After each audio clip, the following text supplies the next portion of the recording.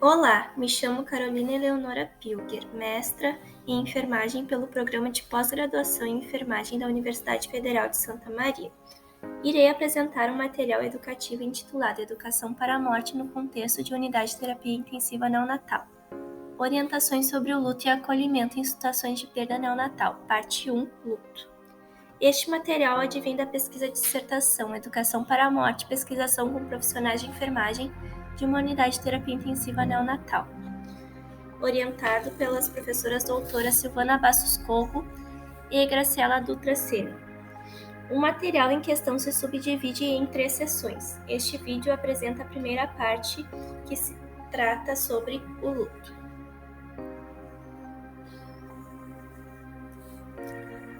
Luto. Reflexões sobre o luto. A morte é um fenômeno inerente ao ser humano, faz parte do desenvolvimento desde a mais tenra idade.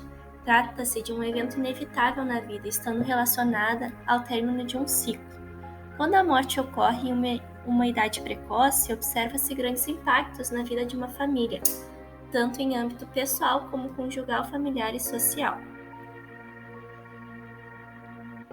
E como funciona esse processo do luto? O processo é um processo de readaptação da realidade, podendo ocorrer em outras situações de perdas significativas. Em se tratando do luto parental, trata-se de uma experiência complexa, permeada por sentimentos e angústias vivenciadas pelos pais do filho que veio a óbito. O conhecimento dos profissionais sobre o fenômeno do luto, bem como o processo do luto, pode oferecer e auxiliar no acolhimento e no cuidado a essa família de forma respeitosa e qualificada. Ainda sobre o processo do luto, trata-se de um processo de elaboração e é um trabalho de ajustamento à perda, que implica sofrimento, bem como a capacidade de encontrar alguma esperança, conforto e alternativas de vida. Esse processo serve também para ajudar o enlutado em diferentes fases, como em aceitar a realidade da perda, em reconhecer e lidar com a dor da perda, em fazer ajustes externos e internos, em reenquadrar emocionalmente aquele que não está mais presente e também integrar emocionalmente a perda.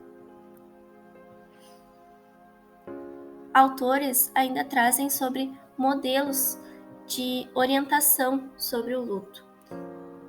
Apresento então o modelo dual do luto. Esse modelo envolve a compreensão sobre como a pessoa que perdeu o ente querido passa pelo processo do luto. Esse processo pode passar por adaptações e o desenvolvimento de significados que podem ocorrer a partir de 2 estratégias: orientação para a perda e orientação para a restauração. Essas etapas podem passar por oscilações, ou seja, idas e vindas. Apresento então o modelo dual do luto. Em relação ao enfrentamento orientado pela perda, está relacionado aos aspectos envolvendo a pessoa falecida, como em negar e evitar a realidade, rememorar por meio de fotografias, falar sobre o ente e ansiar por sua proximidade, e o ato de ruminação, que seria a vida como seria a vida se o ente não tivesse morrido. Já o enfrentamento orientado pela restauração se refere aos ajustes após a perda, como voltar à rotina e reorganizar a vida após a morte do ente querido, fazer coisas novas, se distrair. Se divertir também não é trair o morto, é parte da vida e o enlutado tem esse direito.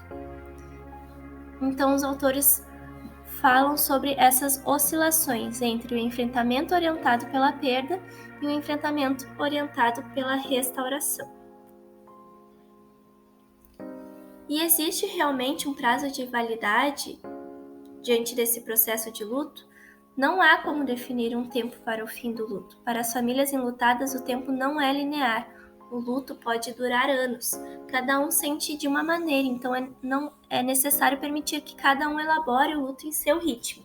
O luto não tem um prazo específico, porém vale destacar que o primeiro ano não costuma ser fácil devido a algumas comemorações, como o Dia das Mães, Natal, entre outras festividades. As referências utilizadas. Muito obrigada!